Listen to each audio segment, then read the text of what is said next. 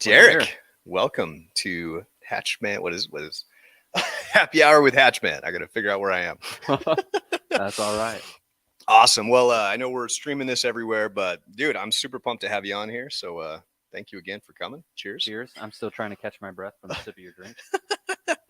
All right, so quick background. Normally I make these cocktails like, on live, but I found with I was making two separate ones this time and I didn't want to have to do the awkward, like, oh, let me talk on the microphone, make a drink. Like it was the last few times it was a little awkward. So this time I'm like, I'm gonna make them prior, knock them out, and we can just enjoy our cocktails for the world to see. Yeah. So real quick. So as everyone knows, I am Braden Hatch with Loan Depot, do mortgage loans.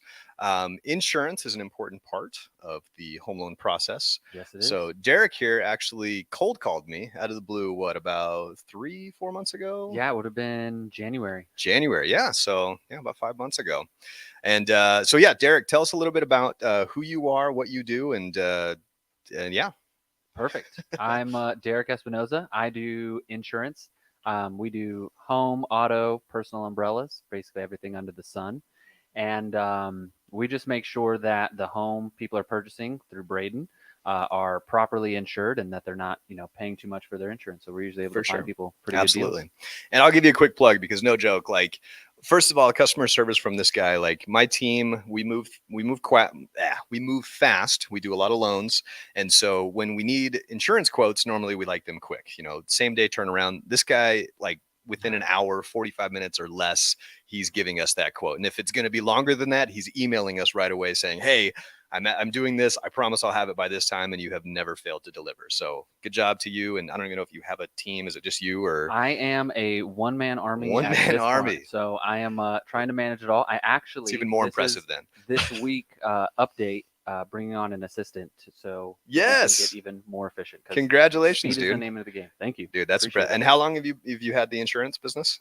We started kind of conceptualizing this last August. Okay. We went live in November. So we're about 7-8 months into this thing. That's phenomenal, dude. Not even a year in and you're already having to grow the team due to your success. Well, I got super lucky because I came from the startup world. Okay. So I'm used to moving fast. I'm used to managing projects and kind of dealing with chaos. So for me, it wasn't necessarily like I had never done this before. For sure. If you know the way broadly, you'll see it in all things. So love it, dude. No, I'm super excited because I think, you're going to have a lot of value for people that are in those startup things or maybe thinking about it. A lot of people get stuck in their little rut and feel that they can't do anything else. Like I know I felt like that for a long time working at a corporate bank. Like I was like, I just got to climb the ladder. And then you get to that point where you're like, I fucking hate this. And then you quit.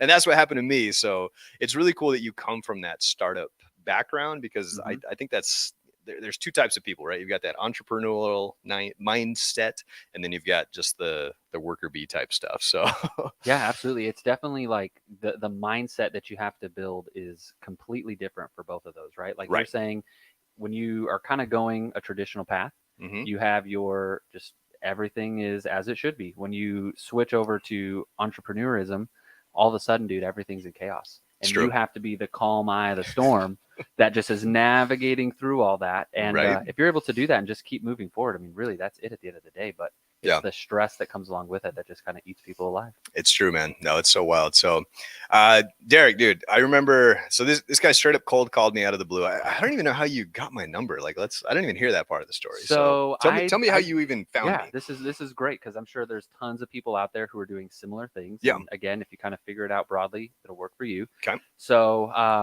I just knew for me personally, so I had a list of loan officers in the area. Okay.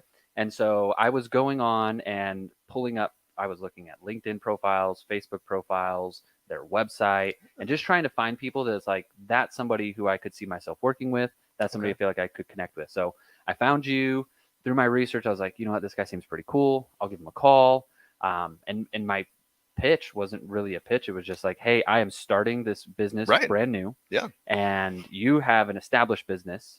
Can you just kind of tell me how you got started? Right. And that was it. And then at the end, it was like, hey, if you have anything for me, I would be super appreciative, but it's definitely not expected. No, so, no, I remember that. And that was a good approach because I'm, I think as salesmen, we know when we're being pitched, and we don't like that. Like it's a turnoff. Absolutely. Like you ever get those phone calls where somebody just won't shut the fuck up. They're just talking and talking and talking, and you're like, none of that gives me any value. Like I don't care. Like you have to let the receiving end talk so you know what sort of value you can bring, right? And that's what I appreciate about you. Like you brought it up as, look, I'm not trying to sell you anything. Like I'm just getting started. I'd love to hear how you got started. Obviously I do insurance too, so I mean, I'm not going to turn business away. So it was, I don't know that it was a casual approach, but it was something that resonated with me. Like it's something I was like, you know what, this guy seems cool. I'll give him a shot. I read a book after the fact, and it kind of just reaffirmed the approach that I had, but it was talking about the difference between a tactician, so somebody who's very tactical, and somebody who's more strategic. Okay. And the tactician is just like, I have to get deals, so I have to sell you on myself. Right. Versus the strategist would say, I'm playing a longer game. Let me build some rapport. Let me find out about you. Let's even see if we like each other before we try to do business together. Right. And so that was my thing. And then the other thing that approach does is, you in that situation did a lot of the talking. I'm just listening, and I'm seeing and identifying like, okay, communication's important. Timelines are important. Yeah. Those are things that I can fulfill on. Client education and experience is important. So by the end of it, you have the checklist for things that you need to do. And that also increases your business because you make 100 of those calls. Right. 80% of the loan officers say these are the 3 things that are most important.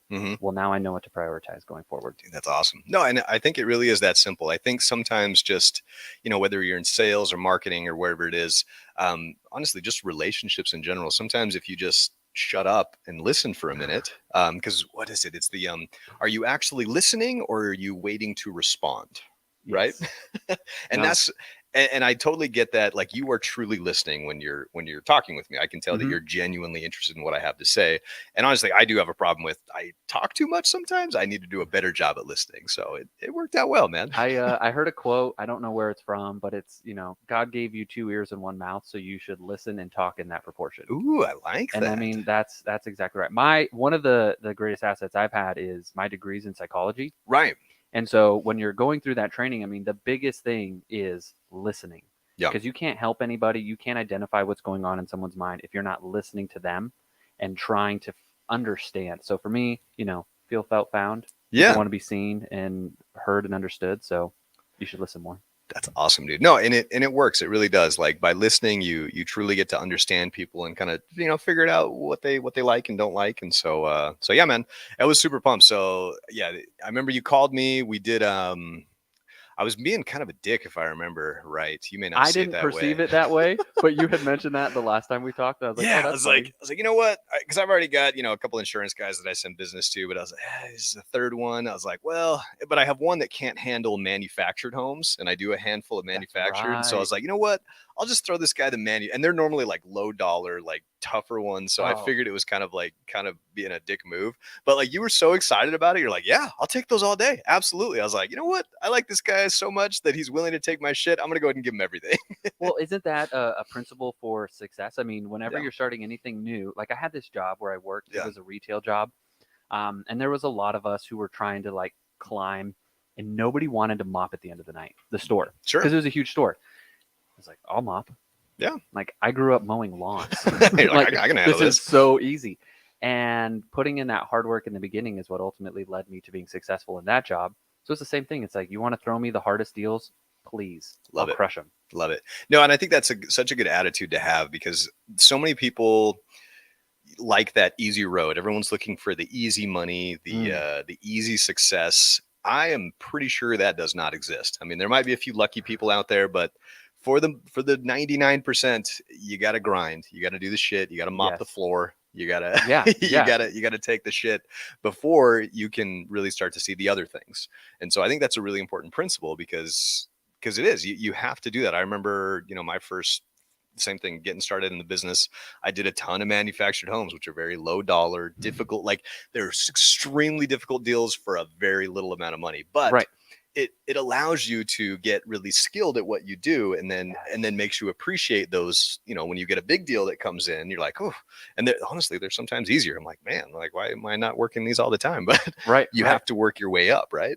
No, I mean, it's a, I'm really big on character traits for success, because I don't think that we talk about that enough in our culture.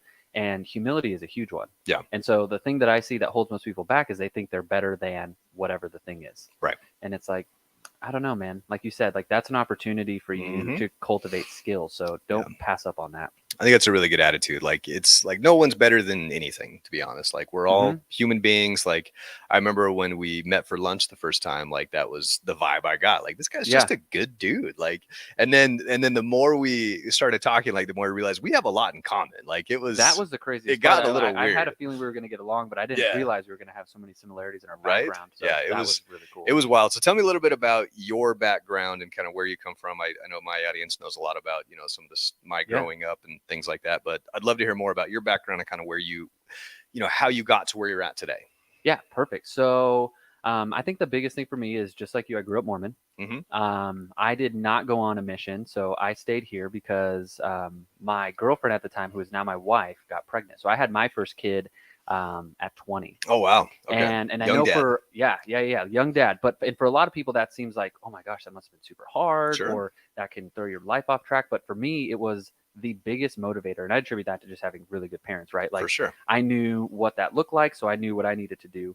And that's kind of where my story started. I, at that time, was working construction. I was doing flood restoration, actually. Oh, wow. So it's funny that I got into insurance because my first job out of high school was, submitting claims to insurance. You still got those contacts? Those are probably good contacts to have for insurance. Yes, no, absolutely. So I did the flood restoration, then I did the rebuild. So I've done drywall, baseboards, flooring, installing countertops, that's awesome. Cabinets, etc. Yeah. I got back into school. I actually graduated in 2020, so it took me a while, but that's because I did a kind of like an unconventional approach. I was a pre-med student, but got a degree in psychology. Interesting. Yeah. So I graduated summa cum laude in psychology, but took all the coursework needed to go to med school. ASU Yeah, ASU. Nice. All right, me too. ASU. Go Devils. Yeah. And then through that time, I worked the whole time. So I did that construction job, left that, actually started working at a dispensary. Okay. So I got into the cannabis industry. Yeah. Did that for quite a few years. Got kind of burnt out, jumped over and worked in the dietetics field, so nutrition. Okay. Yeah, doing customer service for online menus for nursing homes. Wow. Wouldn't recommend it. That was a job where I would tell my wife, like, I'd wake up and I'd be like, I hope the building burnt down. I just do not want to go to work today. I'm over this. Yeah. And so I was like at the end of my rope, and my dad went to a cannabis convention because he works for Channel 3. Okay. And he comes back, goes, hey, I met this guy who you got to call. Yeah. He works for a company called Bake Bros. And I'm like, there's no way I'm working for a company called Bake Bros. Because me getting into cannabis wasn't because I enjoyed cannabis, although I do. It was because I was a nerd and thought like the medical side was really cool. I got So working for a company called Bake Bros was like everything I stood against. Right. But I ended up meeting them and was like, holy cow, this is a company, although the name is kind of tongue in cheek, they're trying to do the same thing. Okay. So I worked there for 4 years. I started off as a packager, worked all the way up to being on the executive team. Dude. So that's the startup I was working for. That's impressive. I was a creative director and marketing director, spoke nationally, wrote for magazines, just achieved a ton of success in that career. That's really cool. But got burnt out. It was the same thing. There was a ceiling, right? And I just wanted to do something that was unique to me, that was my business. Yeah. And so I had this opportunity to start an insurance agency and was like, you know what? I'm going to flip the script. I'm going to do something new. Yeah. And that's how I got here. Good for you, man. That's an impressive story. Because that jump from, sometimes people think of marketing and sales as opposites, right? Right. But I think there is more in common than people realize. Like you in order to get the right sales, you have to be good at marketing.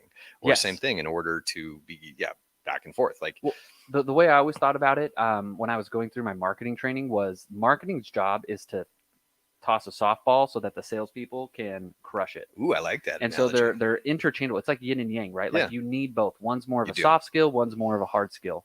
And so switching from that to this, that's why it was easy for me on the marketing side to do lead generation. I had to learn a lot of the sales stuff because I never did sales before. Okay.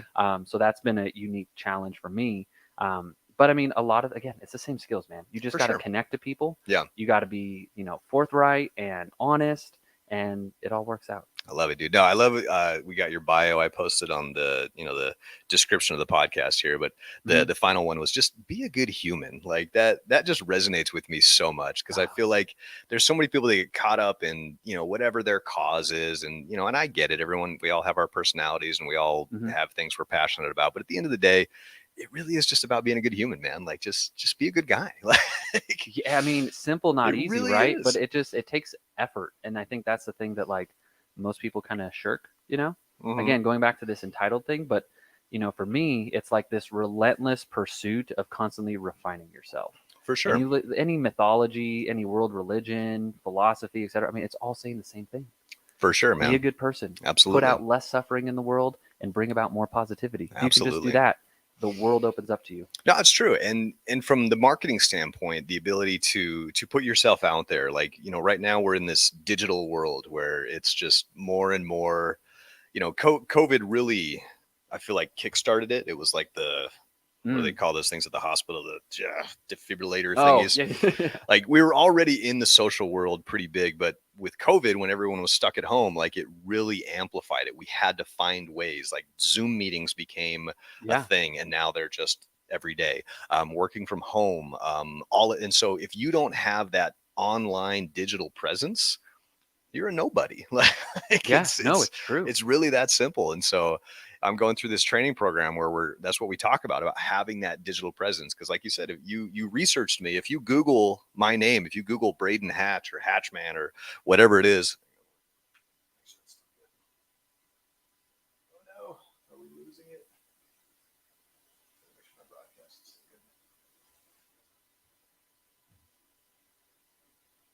I think we lost video for a little bit. So sorry, crew. I think we're back. But anyway, technology, right? We were just talking about it. So yeah, with that, I mean, you have to have that presence. And so like, if you would have Googled me and nothing came up, would you have still have called me? Maybe. No, because there was tons of people that I would look and I couldn't find them online, or all I could find was something really small. Yeah. And it's like, there's just, next. Crazy. Okay. Yeah. That's good to know. What's really funny about that though, is that I'm 29. This is the first year I've had a Facebook account. Really? Okay. Really. So I had one when I was like 14 to 17. And I wouldn't count that because it was just typical high school and Facebook just got started. Oh man. And then I got off, and I've been off social media the entire time. It wasn't until this job that I was like, oh man, I need to get back online. And then after talking to you, and it's funny because, I grew massive social media accounts for the company I work for. Right. Yeah. So it's important. Oh, yeah. Yeah. Oh, it was just one of the things where at the time I was like, I'm not ready to build a personal brand. I'm still working on my skill set and stuff. You were building the Baked Bros brand. Yeah. And for me, it's just, I never found it interesting. I'm such a nerd. I just love reading, and my wife and my kids make fun of me, although my kids now are readers. But, love it. Hey, I love to read. So while people were looking on social media, I was reading, but I got to get online now. So for sure, I have more of an online presence than I ever have. You have to have a little bit of that both. Man, I didn't realize how young you were either. I feel like we haven't talked about that. So I'm 37. The only reason I ever got a Facebook account was because it was when I got engaged, and I was like, oh, I have no idea where half my friends are now. So like I got it just to invite people to the wedding, really. Yeah. And then obviously, it's morphed into this whole, part of my business and my personal brand. And especially in the last year, I feel like I've really tried to double down on just making my presence known on social media. But I want it to not be fake, right? I feel like there's so many people out there that have this persona. Like, I don't want that. I hope people know that when they're watching me, like, this is me. This is who I am. I'm not giving you bullshit. Like, I like to have fun. I like to sit in my bar and drink and talk with people and do mortgage loans and connect with other good humans. Like, these are the things that I love. And I hope that comes across, because there can be that social media filter sometimes where, you might think someone is doing something else, and then in real life they're completely different. So yeah, well, that for me was one of the biggest deterrents from getting on social media. Was I intuitively felt that when I would see things, because it's not like I haven't had, like, I use my YouTube kind of like as a research tool. You know what I mean? But you start to see other like content creators and stuff, or people will show you like, hey, I really like this profile. Yeah. And the vibe I would get was like, that just doesn't resonate with me. There's something kind of inauthentic about it. Yes. And people can feel that, I feel like people know when you're not being real. When there's some bullshit out there, like, if you want to make $10 million, call me today. Like, come on. Well, absolutely. And so like the more I've gotten to know you and started watching your stuff, I was like, oh, this guy's doing it exactly right. Like you are doing what I and my team was doing at Bake Bros, which is like, let's just do the stuff that we want to do. Yeah. Let's make it real and authentic as possible. Let's make it goofy. Yeah. Let's make it weird. But at least it's us. Right. We are who we are, right? We are who we are. So why try to hide it or try to please? I think that's the thing, right? Don't try to please everybody. Just be who you are, and the right people will be behind you. You'll find your tribe or your crew or your whatever that is for you. Yeah. Like attracts like. Absolutely. You're going to bring those things in, and if you're not doing that, you're going to attract the wrong type of people. Exactly. And eventually it's going to come to a place where it doesn't necessarily end well for you. Sure. Well, yeah, because then, like you said, then that's when burnout happens, or you're trying to do something that you're not really all into, and so nobody wants that. Like I did that for so many years. I really tried to be a different person, and it was, when you're younger, totally. you want success. Like I've always been someone that's chased after the dollar, and I think that's the wrong way to go about things. I did it for a long time, and it was like, well, like I wasn't ever really happy. I was constantly just chasing that next position or the next promotion, or like, it was always a game of like, if I get this, then I'll be happy. Right. None of that shit brings happiness. Like, well, no, it doesn't. It doesn't. And what's fascinating about that is you actually have so many things driving you in that direction. Yeah. So if you just think about it, like you dial the clock back 100,000 years, right? Mm-hmm. The one thing that, biological males were responsible for and were like prioritized in terms of a female was resources and status. Like those are the two main things. Yeah. Can you keep us protected in this community by your status? Mm-hmm. And can you, ward off enemies and bring back resources? Right. Those are the two things. And so, you see young guys and they're striving. It hasn't and changed much. Huh? No, it hasn't. Not at all. It's just the things that we look at. So like, instead of being the leader of a clan or a tribe or, a kingdom, now it's just a corporate ladder. For sure. Instead of, bringing back hides and, food from a hunt, it's the nice car, the big house. The big house, yeah. So it's all those same things that are like driving us. But I think, to your point, ultimately, that's, especially in today, it's a losing strategy because those things like today are not grounded in reality. So you have to ground yourself in reality. Right. So for me, it goes back to our first point of like being a good person. Yep. And the rest will take care of itself. I agree. No, I agree, man. And it's interesting that we have those, similar backgrounds, like, cause it's funny. Like, I remember we talked about this when we first met, like, cause I grew up Mormon, obviously not Mormon anymore. You obviously, right? Yeah. Cheers to that, my man. This is more fun. Right. It is. But I also hold nothing against it. And I also love my parents. So I don't hold anything against them. Like, I think they did their absolute best, and they still do. Like, I absolutely love my family. Yeah. We have such a great dynamic. They're still Mormon. I have two siblings that are, one that's not, and we all still get along because we're good people. Like we can appreciate each other's difference of opinions. And I read a quote the other day that really just hit me. It was like, just because you don't agree with someone doesn't mean you have to hate them. It was something to that effect. And I feel like we have a lot of that, with this, you've got, the Democrat Republican, you've got, Christian and atheist, like, you've got opposites, and then they fight. But it's like, why don't you just sit down and have a discussion, and because I can totally understand a lot of different people's point of views. I may not agree with it, and I'm not going to do it. Right. But I don't think that means I have to hate them or they hate me, but No, unfortunately the world thinks differently. Yeah, it is a bit unfortunate. So Carl Jung, he was a psychiatrist in like the 18 and 1900s, but he's like one of my biggest idols. Yeah. He has a quote: the line between heaven and hell cuts right through the heart of every man. Ooh, and so we have this division within us. Yeah. And then we see it out in the world, and we typically, like, hey, back up. Like, I don't like that. Right. But we don't necessarily have to do that because we have more in common than we are different. And so I think you're exactly right. I mean, at the end of the day, like, if someone's trying to be a good person, I really don't care what you believe in. Same here. If you're not hurting anybody else, you're not putting anybody at risk. Right. Believe in whatever you want, man. If you believe in aliens started humanity, if you believe it was God, if you believe it was evolution, I don't care. Right. As long as it makes you happy and you're able to be a good Right. person in the world. Yeah. And you're not doing, horrible things. Yeah, exactly. Because there are, unfortunately, there's bad shit that goes down. Like we just had this unfortunate situation with the school shooting in Texas, which was just awful. And I have a hard time understanding that type of stuff. But I think, mental health, like coming from a psychology major, which, by the way, man, how do you go from psychology to marketing to owning an insurance company? Like, you've been all over, my man. I've been all over.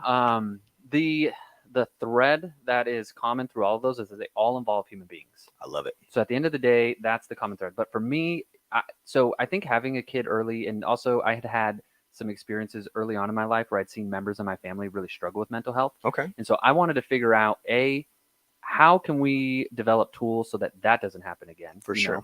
But the other thing was, I just realized, like, when you have kids, you're imprinting your mind, philosophy, and psychology onto that child. So I better figure out my shit, right? Whether you know it or not, as fast as possible, to help this kid. And so that's how I went down that track. But it's not a big leap to marketing where I have to understand the audience and how to connect with them. Yeah. And it's the same thing in the sales process. When you're connecting with a client, I mean, it's in every sales book: build rapport, build rapport. Right. If you can't understand another person's opinion and worldview, you're not going to be able to build rapport. So that's kind of the common theme there. Yeah, the one is it's influence, right? I feel like, especially as parents and in sales and, being someone that's on social media, there's an influence piece to it that we don't always realize that we have. And I think being a parent makes you more cognizant of that than anything else. Like when you see your kid do something tiny that you're like, fuck, that was me. Like, dude, that's the hard. I mean, if you're paying crazy? Attention, that's the hardest part about being a parent. Right. Is realizing like, that negative personality trait that I have, I just became really aware of because my kids started doing it. Right. And you want them to get all of the good things about you and none of the bad things, but they see all of it and there's no hiding it. Like, I mean, our kids you might be hiding it from yourself, but you can't hide it from your kid. You can't hide it from your kiddos. I was laughing. We were at a restaurant not too long ago, and my 6-year-old daughter ordered a Sprite on the rocks. Oh man, I was like, that's oh my god, I should probably drink a little less. But it was just funny. Like, it was just the most random thing. It was hilarious. The waitress was laughing hysterically. She's like, can I get a Sprite on the rocks? I'm like, oh my god, that's called ice when it's not alcohol. My sweet daughter. But it was pretty funny. So it's just little things like that. You just never know how you're influencing those that are around you. I had a similar experience when my daughter, she was probably about 6. And she got her report card from school. Yeah. And it was like 4 4 4 3 4 4 4. So there's this 1 3, which is equivalent to like a B, right? Right. And she's in 1st grade. Oh my god. And she's crying. Oh my god. And I'm like, what's wrong? Like, I'm trying to understand. And she's like, I want it to be perfect. And I was like, oh shit, that's me. Yep. And I had to talk to her, like, if I've made you feel like being perfect is realistic, like, I've failed and I'm really sorry. That's your dad's own insecurities kind of just projecting. It's those gut checks, man. Like, so I've started to re-pattern how I talk and the messaging in the home, and now it's all about effort.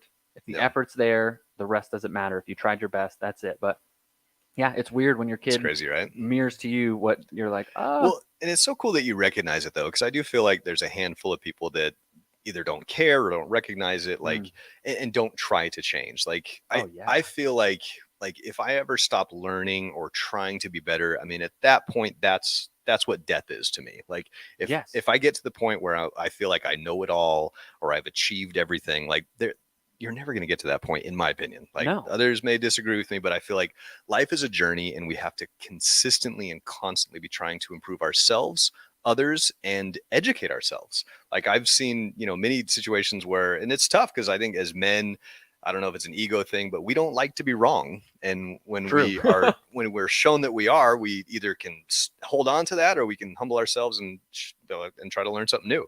But it's tough. I mean, it's not an easy thing to do.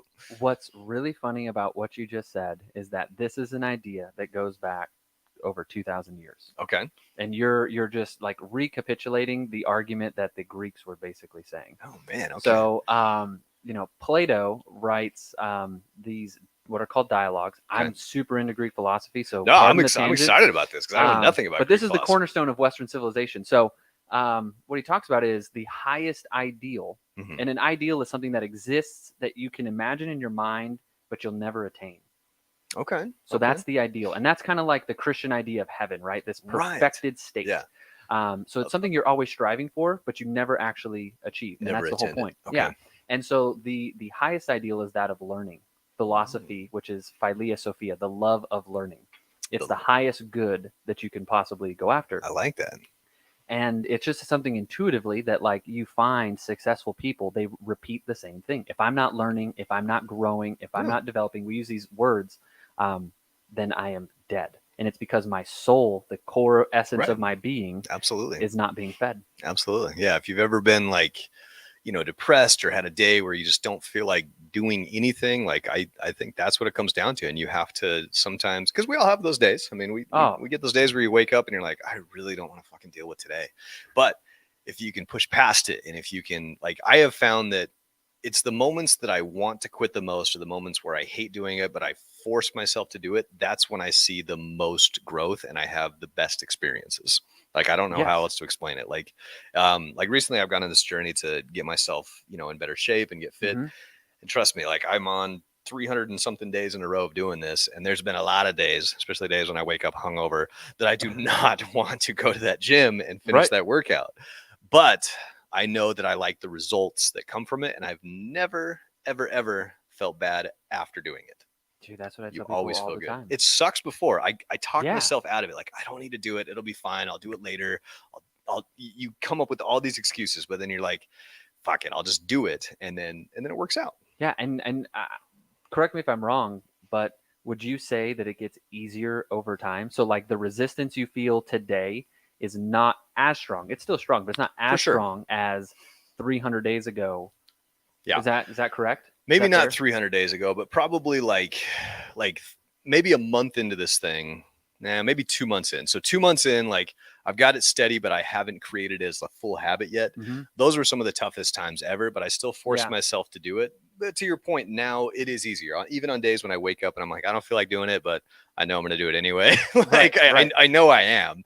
I didn't have that same thought process probably, in the first few months of it. I'm like, am I really going to do this? But that's why it's important to surround yourself with good people, because as individuals, we can only go so far. And I'm a fiercely independent person. Like, I've never liked to accept help from anyone. I don't ever ask for anything. Like, that's just who I am. Right. I hate it. But I have found, and it was through a buddy who was actually on this podcast. His name is Alex. He was somebody that really pushed me to try to rely on others a little bit more than I already was. Yeah. And that was really hard for me, but it helped because, like, I still remember there was one day I was super hungover. I gotta stop drinking so much. But I was hungover, sitting on my couch, and I set this goal, and I told him about my goal, and it was like halfway through not even halfway through the day. It was probably like 3:00 in the afternoon. I hadn't worked out yet. And I get a little text from him. He's like, "You good, bro? You gonna get that workout in today?" I'm like, fuck.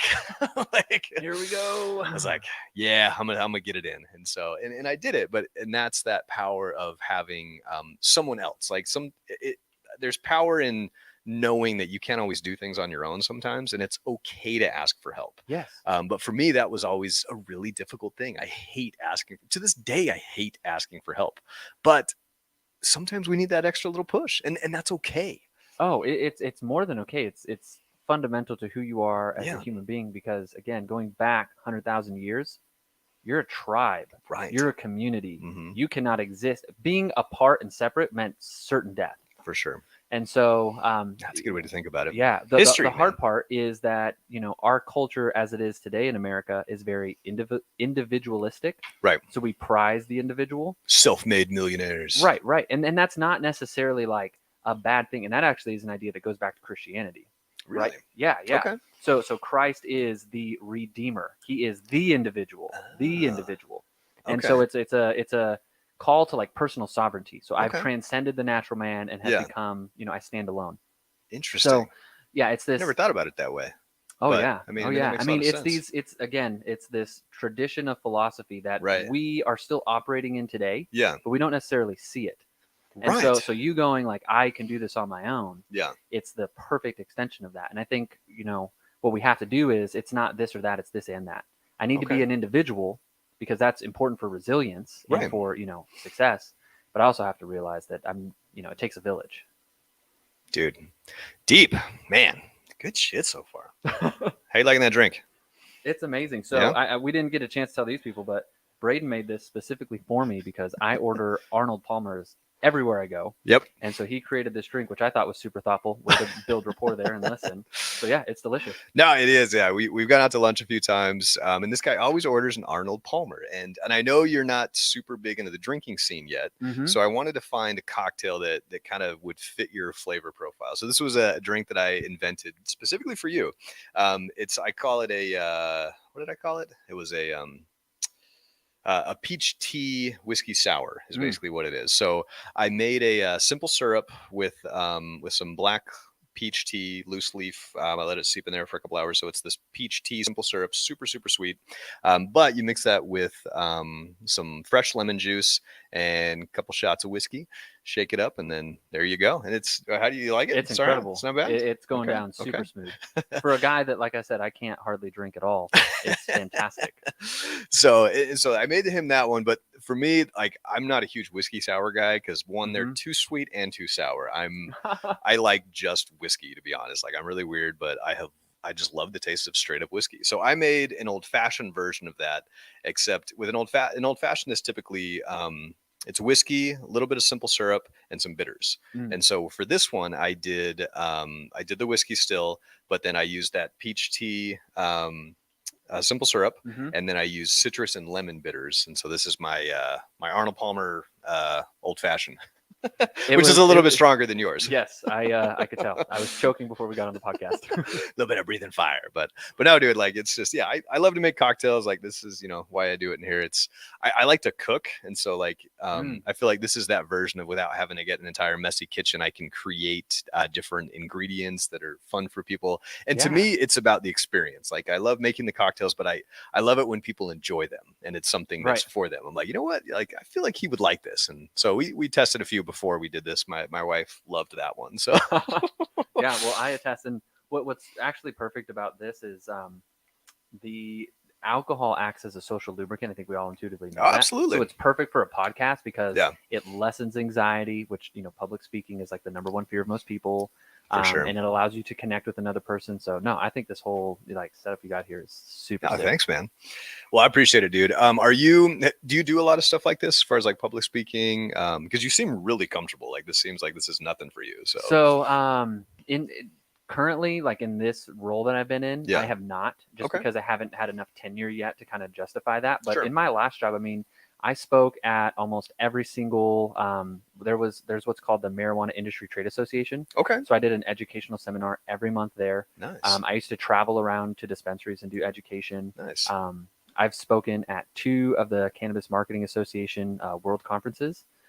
So yeah, I have a huge background in public speaking. I also had a podcast. We did 100 episodes for Bake Bros. That's legit. So yeah. That makes sense then, because you seem really comfortable with this. So yeah, this isn't my first rodeo. I love it, dude. I love it. I'm glad I've got you on here. So, well, I want to talk a little bit more about the cannabis industry, because especially coming from a Mormon background, and it is something that's a little bit controversial still, because it's only legal in a handful of states. It is legal now in Arizona, but it wasn't for a long time. So I'd love to talk about that a little bit more if you want, man. Oh, I'm an open book. I dedicated like 8 years of my life. So all right. And not just the business side, but more so the medical neuroscience. And so whatever direction you want to go, I'm the guy to talk to. Sounds good. Well, let's do it. Let's talk a little bit about the benefits of marijuana, because I feel like there are a lot, and because again, like alcohol, right? Alcohol for the longest time, even here in the U.S., was banned. There was the prohibition, and now it's just part of life. I feel like most people,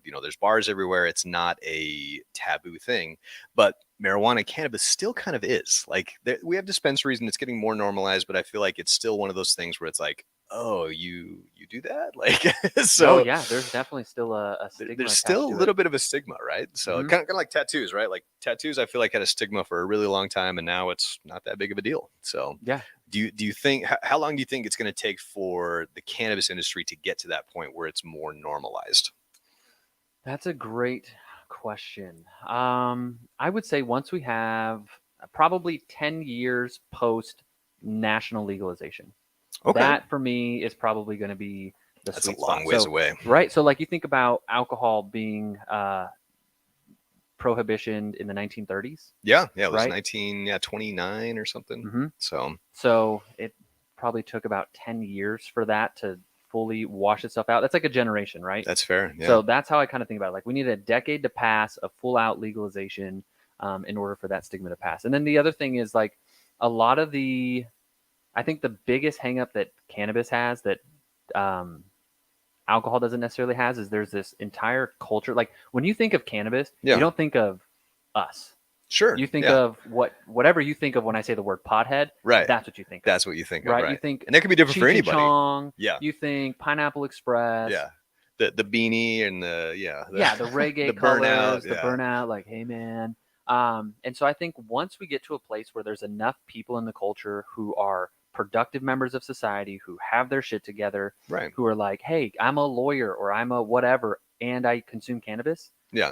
Eventually people stop caring. Because like I hear things like, I think it was like Dr. Oz or something who said recently, like, well, we want people to work. We don't want them at home smoking marijuana. And you wouldn't want your pilot high. I'm like, I wouldn't want my pilot on Benadryl. I wouldn't want them on Xanax. I wouldn't want them on Prozac. I wouldn't want them on damn near anything. Right. Yeah. Anything that messes with your mind. I'm not sure I want my pilot. Correct. Under the influence. And that's true for most things. Right. And so it's no different. Don't single it out. Like it's like same thing. Like I feel like, cause honestly, like, being in cannabis and consuming alcohol, like there are very different, but like, you're much more like if you are hammered drunk, you are unfunctional. Like you can't drive a car, you can't make good decisions. But if you're really, really stoned, like you probably shouldn't, but you're more functional than being stupid drunk, in my opinion. Like so we're gonna go down a total rabbit hole. Let's do it. You just got my wheels turning. Let's go. I spent a lot of time researching drugs. Okay. And the reason I did that in alcohol, like anything you can think of, pharmaceuticals, because this is a huge topic. And what you find when you look at the data is alcohol actually, statistically speaking, is the worst drug on the planet. Thank you. Like it's really kind of dangerous. It's dangerous. Yeah. And it's more harmful to society. So like but it's so widely accepted. Like it's fine. Like there's bars everywhere. Right. So there's a group out of the UK at Imperial College London, which like the equivalent would be like, some of like Johns Hopkins University here in the US, like a huge medical institution. Okay. And Professor David Nutt, who's a neuroscientist and a psychiatrist, did this huge study where they looked at basically all a huge meta-analysis of drug studies. And what they found when measuring harm to the individual and harm to society, alcohol was by far the most harmful. Now, it wasn't the most to both the individual and society? Stacked. Really? So you took both of those, you stack them together, and that's what you find. And you can look up this study online. You can see the graphs. It's all there. You are a nerd. I love it. I do all the same stuff. I love numbers. Numbers don't lie. So the harm to the individual is less than, I think the next worst was like methamphetamine and heroin. Jesus. So those are a little bit more harmful to the individual. Yeah. But part of that is because they're illegal. Right. So there's a whole nother thing there. But the harm to society was just disproportionate, because you think of alcohol, it increases aggression. It increases, like if you look at violent crime, sexual assault, burglary, domestic violence, child abuse, a huge proportion of those, like 30 to 60%, involves alcohol. Really? Yeah. That's crazy. And it's because what alcohol is doing, it's depressing that feeling of like, I know I shouldn't do this but I don't care. Right? So it adds an and. It's true. So like under normal conditions, I wouldn't do this, and I'm drunk, so I'm going to X, it's Y, or the Z. it's the typical fuck it, right? Yeah, I'm drunk. Yeah, fuck throw a little fuck it in the system. That's like, exactly exactly what it is. And other drugs typically don't do that. And so that's why in terms of harm to society, it's much worse. So when we're looking at it like that, I mean, I think you can make the case that cannabis is, much less harmful, because like the most harmful thing, the thing in harm's way is food. For sure. for cannabis. I was gonna say, have you ever met an angry person that's high? I don't think that exists. They're just it's well. So again, you can look in history and find cases of, but it's rare. Oh, super rare. But the word assassin actually comes from hash eaters. Really? Yes, dude. So it's a your knowledge is so incredible. I love how much history you know, because history is really important, and there's a lot of people that don't care about it. But like you said, if you look at patterns, like there's very clear patterns throughout generations and thousands of years that we're still doing, just with updated technology and updated world that we live in. So. Right. I mean, we've all heard this quote. It's by George Santayana, who is a philosopher, but he said, those who fail to remember history are doomed to repeat it. Exactly. And it's the same thing. Like, you hear people say things and it's like these are the worst times ever. It's like, no, they're not. Right. Right now is great. It's a great time to be alive. Well, and so to put my little mortgage plug in here, people have short memories too when it comes to history. Yes. So right now there's all this talk of a recession coming. There's all this talk that it's coming. And so for people in our generation, well, you're like a generation younger than me, slightly. I'm 37, 29, man. Anyway, when you think recession, you think of the most recent one, which was the housing crash. Right. So when people hear on the news that a recession is coming, their immediate thought is a housing crash is coming. Whereas that's not the case, because that was one situation out of the past. I think there's been a total of like 6 recessions in the past 4 decades. One of them had a housing bubble and crisis. The rest did not. In fact, on all the other recessions, housing was the strongest driver in the economy during that time frame. But again, if people don't study that and you don't know that about history, you're just going to think of the most recent one, which was, oh shit, we have a recession coming, so my home prices are going to come down. Whereas that's not the case. Right? The situation we're in right now is not the situation we were in 2008. No. Home values, and this is what I try to tell people, it really comes down to the very simple supply and demand. That is the number one economic driver of anything. You name it. I mean, whether it's alcohol, houses, cars. I mean, supply versus demand. That is economics 101, straight up. So right now, what do we have? We have a lot of people that want to buy houses. There's a little bit less now because some people got priced out because interest rates are too high. Down payment assistance went away. So we have a little bit less buyers, but it hasn't flipped. And until we get to that point where there are more houses available and less buyers, that is going to be the one and only thing that will drive home prices down. Right. So here's what's going to happen. We have a few less buyers, but we still have not enough homes, nowhere near enough homes on market to meet that demand. It's ridiculous when you look at it, right? Oh, it's insane. If you look at the numbers, like I said, this is where I nerd out because I love these types of numbers. So if you look at like 2016 to the amount of homes that were on market, to the pending sales, to the buyer demand, it was there was still a massive demand back then. And people didn't see that as a bubble. But if you look at it now, it's worse. It's way worse. Like we have way, like I want to say half the amount of houses on market that were available in 2016 and almost double the buyers. Right. Like, and we're still slowing it down. So I don't think we're going to see as rapid as a progression for home values that we've seen in the last couple of years, because the last couple of years were kind of an anomaly. We had COVID, we had a lot of other factors that played into it. But overall, we still have, I mean, trust me, I have a shit ton of people wanting to buy houses right now and just can't find anything.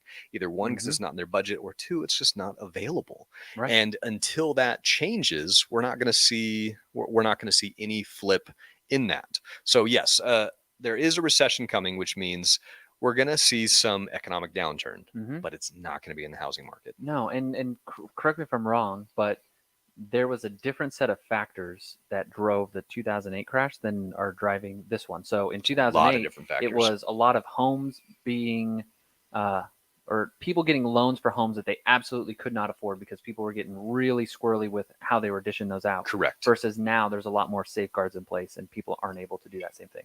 Is that accurate? That is accurate. So I wasn't around I wasn't in mortgage during that time frame. That was back when I worked for a bank. I remember when we got bailed out, I worked for one of the big banks, Wells Fargo. And again, so in 2008, I mean, I was in my early 20s. So I was still kind of, figuring stuff out. But I remember I bought a house right after the big crash, and the general idea, and not a lot of people were buying houses back then because everyone was scared. Right. And they were at rock bottom prices. Like I paid $160,000 for a 2,200 square foot 4-bedroom house when I was, I was 23 years old. And everyone told me I was an idiot. They said, you're never going to see a return on that. It's not going to earn any value for like at least 5 years. You might actually lose value. And I was like, that's fine. Like I know in the long term, home ownership makes sense. And so I still bought it. And guess what? For the next 4 years, it didn't earn any equity. It Mhm. wasn't worth any more. But guess what? I had a place to live because I had to. You got to live somewhere, right? Most people Yeah, you're live either renting or somewhere. paying a mortgage, so you're Right. doing one or the You're other. one or the other. So my money was going towards a principal balance of it. So I Mhm. wasn't losing any money. Whereas when you pay rent, you're losing all that money. It's Right. going to your landlord.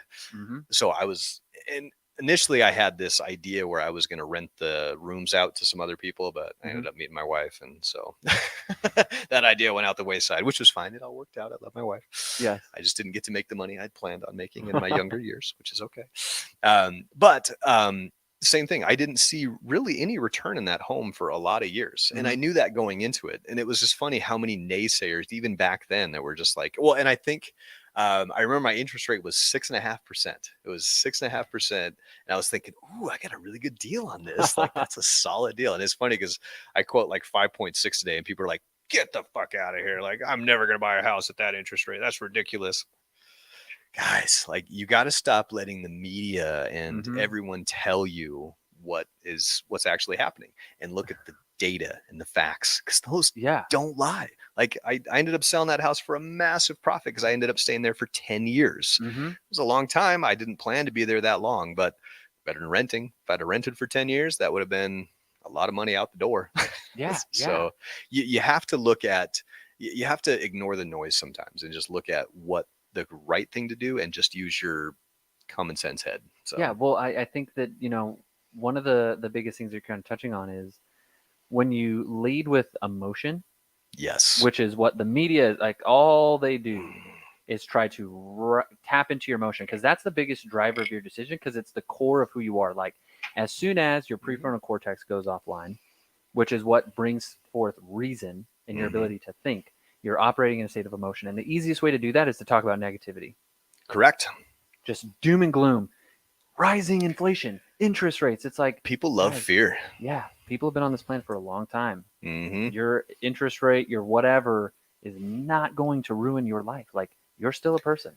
Well, and if you take a step back and you think about it, and you think about the media's job is to get more viewers. Right. And how are you going to get more viewers? By having something that's interesting. And what's more interesting than fear? Nothing. It's the first thing that blows up. Did you know it takes 4 positives to offset 1 negative? I did not know that. Yeah, and just because we have this natural negativity bias, because Yeah. early humans, if we went to the same watering hole and you got eaten by a bear, I'm really going to remember that, because I never want to get eaten by a bear. Correct. If we go to the same thing and nothing happens, well, like, my brain's not going to remember that, because who gives a fuck? Exactly. I need to remember the negative a things regular so I day. don't die. So it's the same thing. The media That's goes, true. hey, this happened. And you're like, oh my gosh. Yep. This happened in a part of the country that I don't even know existed until today, but Right. I'm really concerned about it.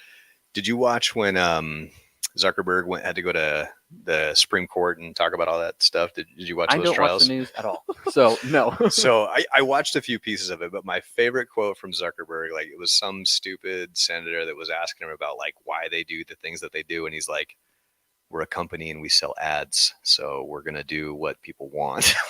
It's that simple. And if you think about the media and that the same idea, it's like, they're selling themselves to get more viewership. Of course, they're going to talk about the scariest possible things, whether they're true or not. That's why you don't need a, like, conspiracy of this, like, evil entity that's trying Yes. It's like, no, dude, it's just as simple as capitalism. That's it. That's it. Like, what's going to put more money in my pocket? Right. Negativity.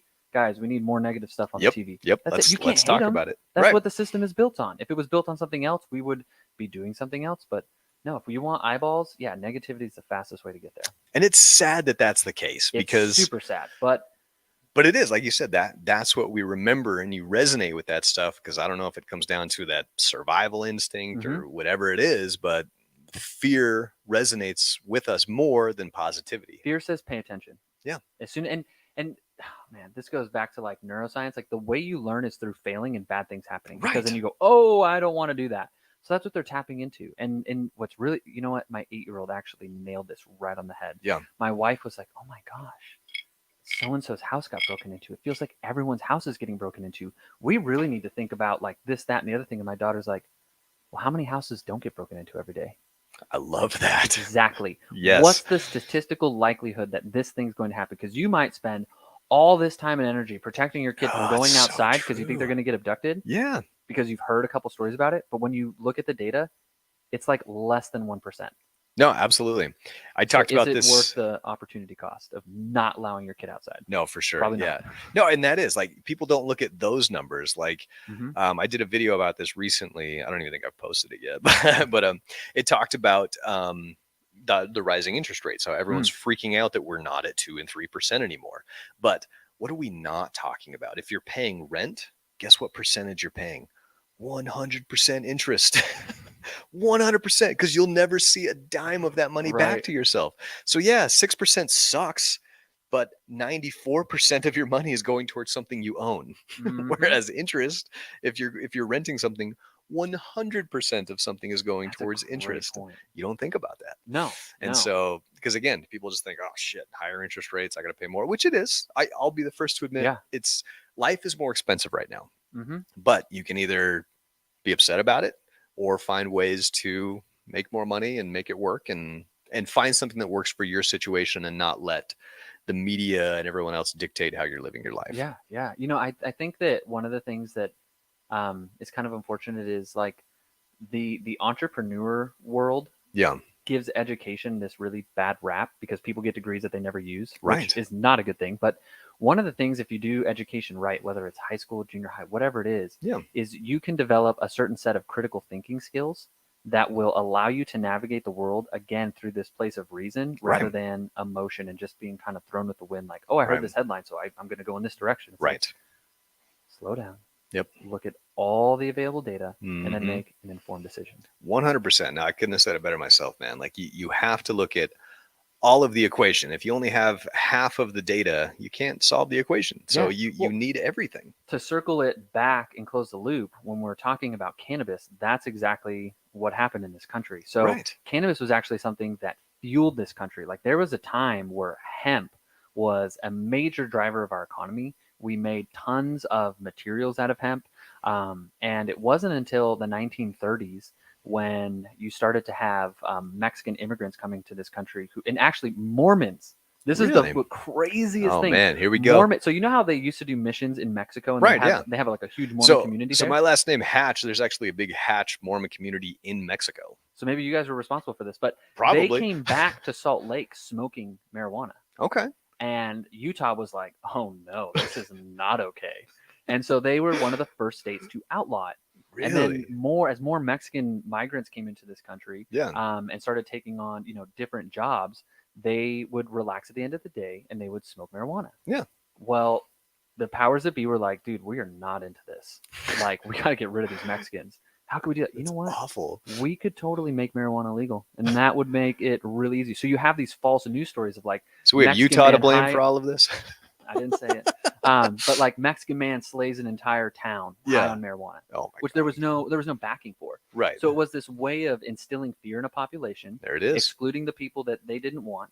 And making this product illegal so that they could advance political moves. And the same thing happened in the 70s with Richard Nixon and the war on drugs. Yeah. And you look at the drugs that were listed as Schedule 1, they were the drugs that hippies and minorities were consuming at the time. That's psychedelics, awful. Cannabis, and cocaine. Bam. Done. Oh, man. We'll make those illegal.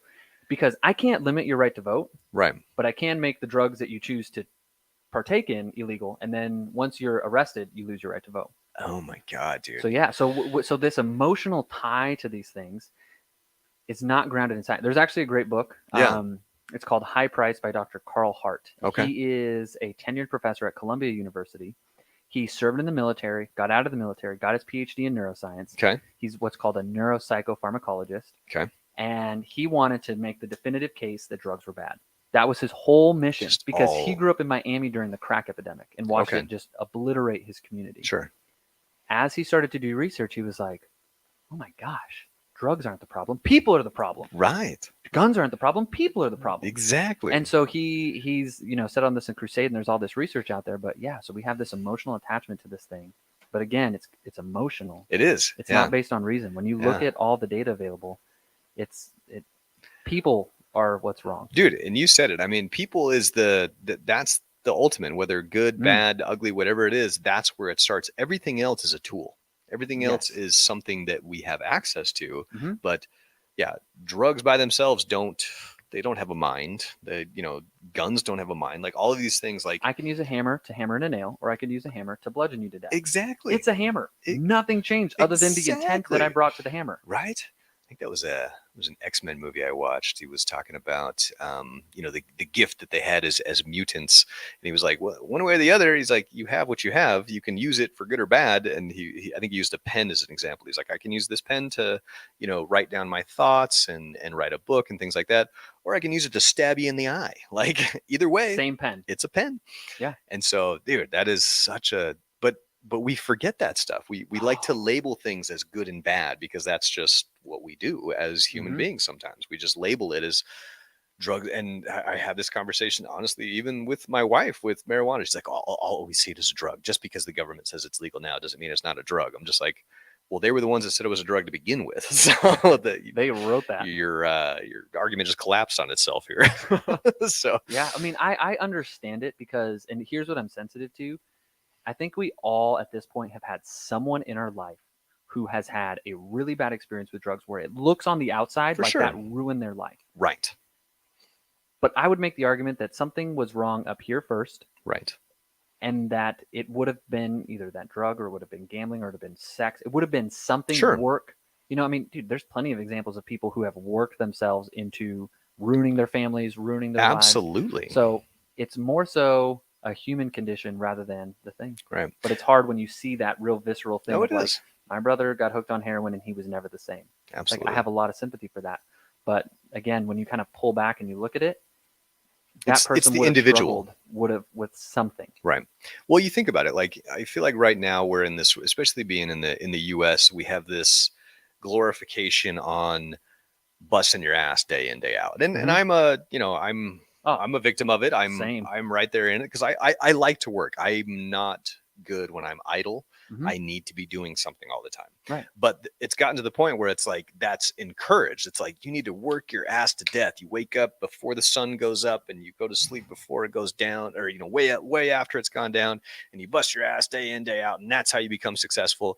And there is some truth to that, but it's like what success is different for everybody though. And that is really over the last few years something that's opened my mind. It's like, well, what is success? Right. What is it? Money in a bank account, or is it the feeling I have inside about my life? Exactly. Because I would look at, if you take two people, one is insanely wealthy, but they have a terrible relationship with their kids and their wife. Right. And they have nothing outside of their job versus somebody who's making enough to pay their bills and they're just, they're doing all right, but they have a great relationship with their kids and they feel great inside. Yeah. I'll take that life. Absolutely. I'm sorry, but I will, because at the end of the day, like, I don't get to take any of this shit with me. Exactly. Yeah. I mean, sure. You get to take anything with you. A nice car is dope. I'm not disagreeing with that. Right? Yeah. But it's not going to make me feel super great inside. Correct. If my relationship with my kids sucks. It's not going to make it's not going to create the happiness you think it will. Yeah. Like I feel like happiness comes from so much further within, and this is going to get super deep. But but same thing. Like it's more about material stuff and what the world thinks you need to do. Like if you're not happy with what you're doing, and that was me for the longest time working at the bank. Like I was just going through the motions. I was waking up, I was doing it. And I finally got to the point where I'm like, why am I even doing this? I fucking hate this. Like I was making good money. I was doing fine, but you have to find your passions. And for me, that's helping other people and seeing the success in others. Like I like to be successful. I like to, give, things and material things and vacations to my family and and myself. But that doesn't drive happiness. Like that's not the core of it. Like it's just, and I'm with you, man. I think it's all about that human interaction. It's about creating, to me, it's about creating a positive influence on as many other people as you possibly can. A billionaire is somebody who positively impacts 1 billion people. Absolutely. That and if you don't think that person is going to make $1 billion, you're wrong. Absolutely. Because they probably have produced enough of value in the world and that will come back to them. And what's funny is when you take when you take the focus off of the money and off of that and the bigger house and the better car, and you focus on the right things, that stuff kind of comes anyway. Yes. The law of reciprocity, man. The more I give out, wild. It just comes back. But you have to be willing to give it without expecting anything in return. And so I can't remember who I was talking to, but they were talking about like content that you put out on the internet, like things like that. Like, I'm giving away the secret to success. Like, I will tell every loan officer exactly what they need to do in order to be successful. And I'm not going to charge you any money to do that. I'm just going to tell you how to do it. Because honestly, 99% of them aren't going to do it anyway. Right. Because it's hard. Yeah. So, and I heard that from someone else. They're like, I'll give you the blueprint because it's not like you're going to do it. But if you are, awesome. Like, there you go. And you're probably going to refer the next person my way. Exactly. Yeah. Yeah. And that's the thing, though. If you can get to that point where it's like, I don't really expect anything in return. I really, truly hope I wish the best for you because you're a good person and I like being around you. Those are the people I want to associate myself with. I want to be around those that are trying not only to make themselves a better person, but make those around themselves a better person, but not expecting anything in return and not thinking that you're better than anyone, because we're all truly learning. Like, I have so much to learn from so many people. That's why I love to interact with people of all facets of life, because I learn something new every single time. And the second I don't, that's when, like I said, that's when I'm dead. No, I think there's this really interesting thing where, how about this?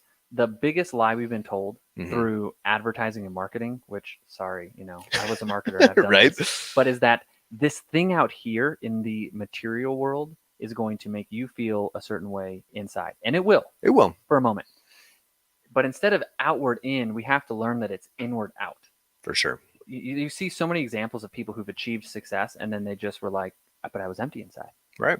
Versus I see it a lot. The person who filled their own cup, aligned themselves, and then went out and crushed it, that person's not going to burn out. They're bursting with energy and positivity. Absolutely, yeah, because they have a vision. Right. They're purpose driven, and the meaning is what's important in their passion. life. Yeah, exactly. No, you can absolutely see it. So, dude, this is good. I think we're pretty much right at an hour. So, excellent. This was a good convo. I really appreciate you on the show, dude. This was super solid. Glad you enjoyed your cocktail. Yes.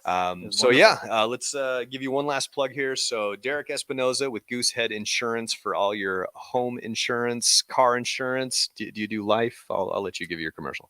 Yeah, I mean, we can handle just about everything: business insurance, commercial properties, life insurance, personal umbrellas, everything under the sun. If you need to be protected, we got your back. Phenomenal. What's the best way to get in touch with you, Derek? The best way to get in touch with me would be on Facebook, just Derek Espinoza. Okay. And then if you just type in goosehead.com/Derek Espinoza, you'll be able to find me as well. There we go. All right. Hit him up, guys. He is really, really good at what he does. He cares a ton, and just be a good human. All right. I think that's the end of our podcast here. That's our main message. Just be a good human, guys. But thanks again for watching. This has been Happy Hour with HatchMan with Derek Espinoza as well. So you guys enjoy the rest of your day.